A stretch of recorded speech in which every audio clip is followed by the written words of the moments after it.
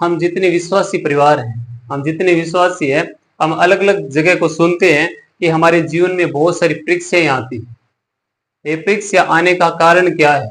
हमारे जीवन में परीक्षा का आने का कारण क्या है? हम बहुत बार समस्या में पड़ते हैं।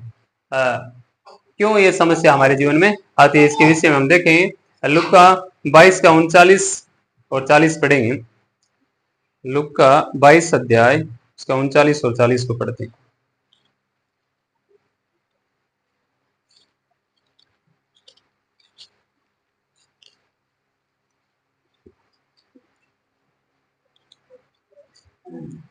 और जैसे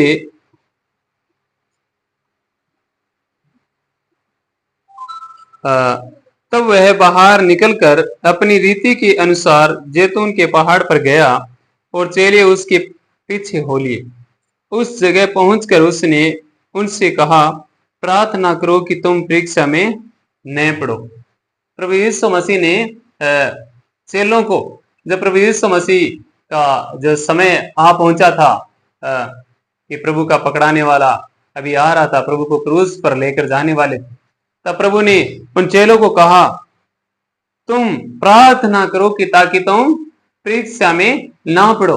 प्रभु यीशु मसीह इस प्रकार से कह रहे थे। वह अपने लिए प्रार्थना करने के लिए नहीं कह रहा था प्रभु कि तुम मेरे लिए प्रार्थना करो, बल्कि वह चेलों के लिए कह रहा था ताकि तुम परीक्षा में ना पड़ो। आज हम क्यों परीक्षाएं हमारे जीवन में आती? हमारी प्रार्थनाएं, प्रार्थना में हमारा समय कम है, इसलिए हम परीक्षा के अंदर पड़ जाते हैं। हमें इसका अगली आयत को पढ़ते हैं, 45 और 46 को पढ़ते हैं। तब वह प्रार्थना से उठा और अपने चेलों के पास आकर उन्हें उदासी के मारे सोता पाया और उनसे कहा, क्यों सोते हो? उठो, प्रार्थना करो कि परीक्षा में न पड़ो। प्रभु ने 2 बार सचेत किया। प्रभु ने 2 बार सचेत किया कि आप परीक्षा में न पड़ो, आप उदासी में। हम जब प्रार्थना से जब दूर रहते हैं तो हमारा मन क्या हो जाता है? उदास हो जाता है। हम निराशा में आ जाते हैं और हमारा विश्वास डगमगाने लगता है। किसके द्वारा? जब हमारी प्रार्थना कमजोर होती है। हमारा प्रार्थना में समय कितना देना है? प्रभु ने कहा ये कि आप प्रार्थना करो। हमारा प्रार्थना में समय कितना है? कितना समय हम प्रार्थना में गुजार रहे हैं? अपने आप को हमें सोचना है, क्या हम प्रार्थना में कितनी बार बैठते हैं प्रभु के सामने? कितना बैठते हैं प्रभु के सामने? हमारी प्रार्थना नामात्र नहीं होना चाहिए। हमारी प्रार्थना प्रभु के सामने बैठकर प्रार्थना करना, प्रभु से बातें करना है। हमारी हर एक समस्या को प्रभु के सामने बताना है।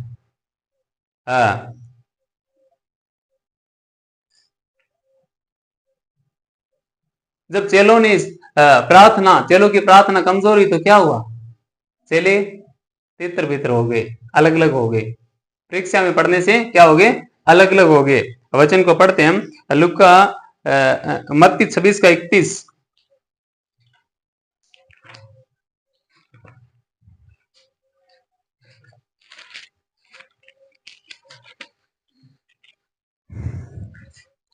तब यीशु ने उनसे कहा, तुम सब आज ही रात को मेरे विषय में ठोकर खाओगे, क्योंकि लिखा है, मैं चरवाहे को मारूंगा और झुंड की भेड़ें तितर बितर हो जाएगी। प्रियो, जब हमारी प्रार्थनाएं, जब चेलों की प्रार्थना यहाँ पर प्रार्थना कमजोर थी, तब क्या हुआ?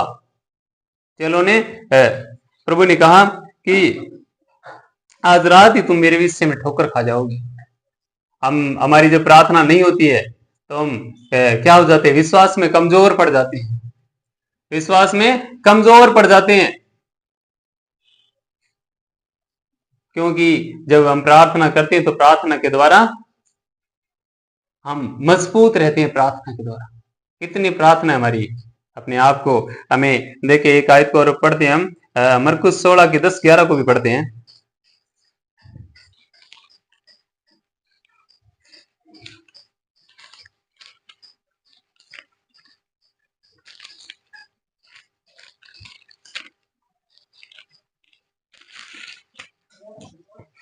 दस 11। 16 की 10-11।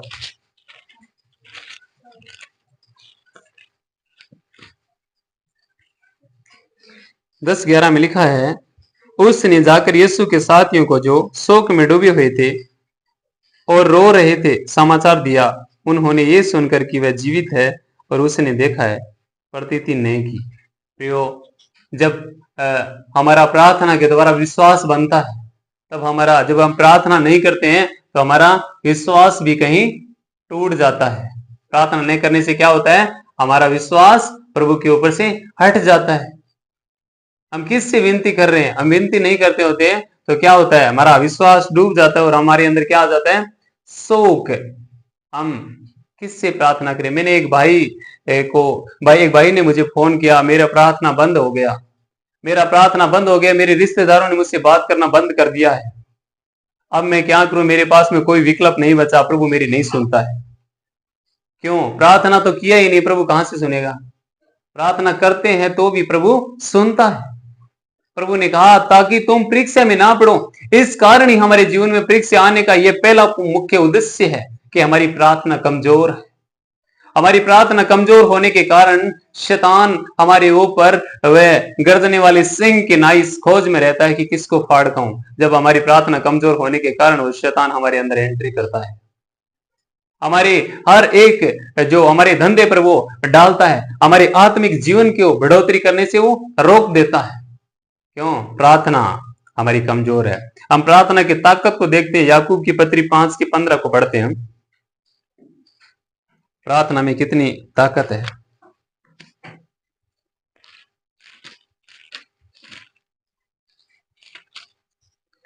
5:15 में लिखा है, और विश्वास की प्रार्थना के द्वारा रोगी बच जाएगा और प्रभु उसको उठाकर खड़ा करेगा, और यदि उसने पाप भी किए हो तो उनकी भी क्षमा हो जाएगी। तो हम प्रार्थना को हल्के में नहीं लेना। प्रार्थना हम इतना ही नहीं, हम बाकी समय हमारा किसमें, हम फोन में गुजार देते हैं। हमारा जो समय हम घर के कामों में व्यस्त कर देते हैं, हमारा बचा कुचा समय हम प्रभु को देते हैं। 5-10 मिनट नामात्र प्रभु के सामने बैठकर हम इतना ही प्रार्थना करते हैं, 10 मिनट 15 मिनट बैठकर। इतना नहीं, प्रभु को जो मुख्य जो पहला स्थान हम प्रभु को देते हैं, पहला स्थान प्रभु को देना है। प्रभु के सामने बैठकर वे प्रभु के साथ में समय बिताना है। तो प्रार्थना के द्वारा रोगी बच जाएगा और प्रभु उसको उठाकर खड़ा करेगा, और उसने पाप भी किए हो तो पापों की भी क्षमा हो जाती है। हमारे प्रतिदिन के पाप प्रभु के सामने घसीट कर लेकर आना है। हमें प्रार्थना के अंदर प्रभु से क्षमा मांगनी है। हम भाइयों के लिए प्रार्थना करना है, हमारे आत्मिक जीवन के लिए हमें प्रार्थना करना है। जब हम प्रार्थना में कमजोर हो जाएंगे तो हमारा आत्मिक जीवन की कोई बढ़ोतरी नहीं होगी और हमें दिन प्रतिदिन हम शोक में डूबते जाएंगे। प्रार्थना क्या करती है? प्रार्थना में कितनी ताकत है। हम पढ़ते हैं प्रेरितों का 12 की 5, 6, 7 को पढ़ते हैं।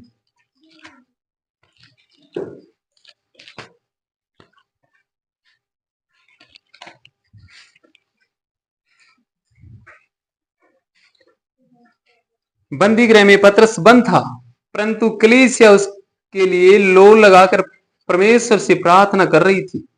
जब हेरोदेस उसी लोगों के सामने लाने को था, उसी रात पतरस 2 जंजीरों से बंधा हुआ 2 सिपाहियों के बीच में सो रहा था और 11वें द्वार पर बंदी गृह की रखवाली कर रहे थे। तो देखो, प्रभु का एक स्वर्गदूत आ खड़ा हुआ और उस कोठरी में ज्योति चमकी, और उसने पतरस की पंसली पर हाथ मारकर उसे जगाया और कहा, उठ जल्दी कर। और उसके हाथों से जंजीरें खुल पड़ी। यहाँ पर हम देखते हैं हमारे प्रेरितों का 12 अध्याय 5, 6, 7। पतरस बंदी गृह में बंद था। उनका जो उनको संभालने वाला उनका चरवा कहां पर बंद था? बंदी गृह में, जेल के अंदर बंद कर दिया गया। क्या कर रही थी वो? रो नहीं रहे थे कि हमारा जो सेवक था उनको ले गए लोग। रोने से क्या फायदा? वो ऐसा लोगों को नहीं बता रहे थे कि हमारे सेवक को वहां पर ले गए, हमारे जो चरवा था हमारे बताने वाला उनको लेकर गए। वो किसके पास में लो लगाकर, वो एक चित्त और एक मन होकर वो मंडली प्रभु के सामने, परमेश्वर के सामने वो प्रार्थना कर रही थी। और बंदी रह गए। जो दवार थे वो हिल गए और पतरस की जो जंजीरें थी वो खुल गई, टूट पड़ी। प्रियो, यहाँ पर हम क्या समझते हैं? हमारे जीवन में आने वाले संकट और मुसीबत हमारी प्रार्थना के द्वारा बंधन टूटते। हमारी प्रार्थना सबके लिए प्रार्थना होनी चाहिए। हम सब के लिए प्रार्थना करनी है, हमारे जीवन के लिए, हमारी आत्मिक बढ़ोतरी के लिए हमें प्रार्थना करना है। क्यों ये हो रहा है कि इतना कि आत्मिक बढ़ोतरी नहीं हो रही है? प्रभु का सुसमाचार के लिए हमें प्रार्थना करना है। आज अगर हम प्रभु में, अगर हम आत्मिक उन्नति में कमजोर हैं, तो यही पहला कारण है कि हमारी प्रार्थना कमजोर है। ये हमारी प्रार्थना कमजोर है। हमें भोर के समय उठकर प्रभु ने कहा, मेरे साथ आप एक घड़ी नहीं जाग सके। एक घड़ी परमेश्वर के सामने बैठना है हमें। जब आज हम प्रार्थना करते हैं तो हम प्रभु के साथ साथ में संगति करते हैं। आज भी हमारे जीवन में जब भी दुख और तकलीफ है, अगर हम ऐसा सोचते हैं, हम अनुभव करते हैं हमारे जीवन में ऐसा क्यों हो रहा है, कारण क्या है? हमारी प्रार्थना कमजोर है। मुख्य उद्देश्य यही कारण है हमारा। हम एक दो आयतों को पढ़कर फिर समाप्त करेंगे। दूसरा राजा 20 का 2 और 6 पढ़ते हैं। दूसरा राजा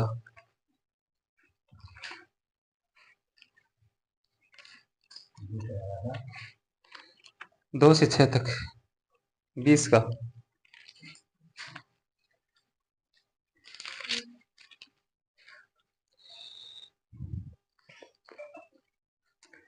तब उसने दीवार की ओर मुंह फेर कर यहोवा से प्रार्थना करके कहा, हे यहोवा, मैं विनती करता हूं, स्मरण कर कि मैं सच्चाई और खरे मन से अपने को तेरे सम्मुख जानकर चलता आया हूं, और जो तुझे अच्छा लगता है वही मैं करता आया हूं।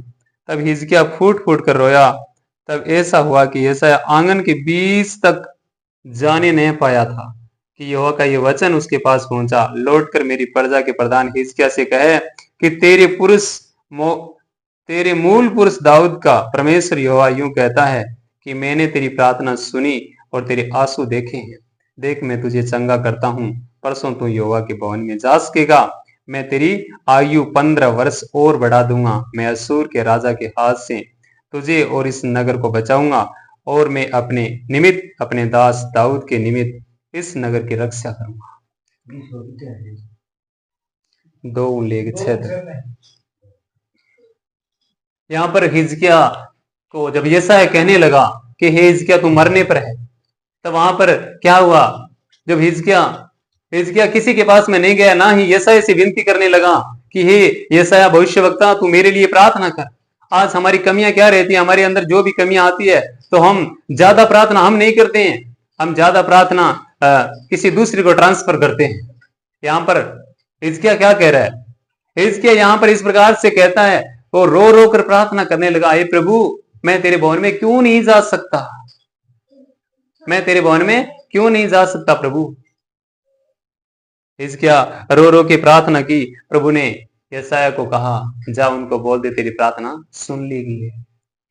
हम जब गिड़गिड़ाकर, हम पश्चाताप के साथ में जब प्रार्थना करते हैं, हम हमारे गुनाहों को प्रभु के सामने मानते हैं, तो सचमुच हमारा प्रभु वह सामर्थी परमेश्वर है, वह हमारी सुनता है।